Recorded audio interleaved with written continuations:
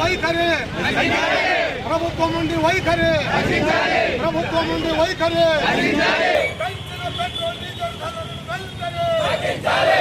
రోజు మన మాజీ ముఖ్యమంత్రి వర్యులు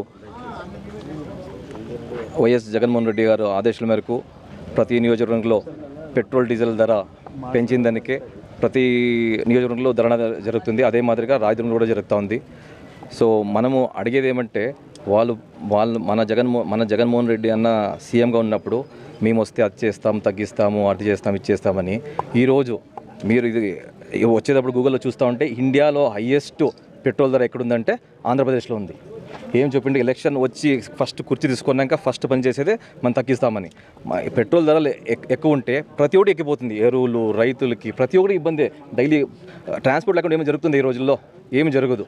సో దానికోసం ఇది ధరణ జరిగింది. అందరూ పాల్గొనడానికి నా ధన్యవాదాలు.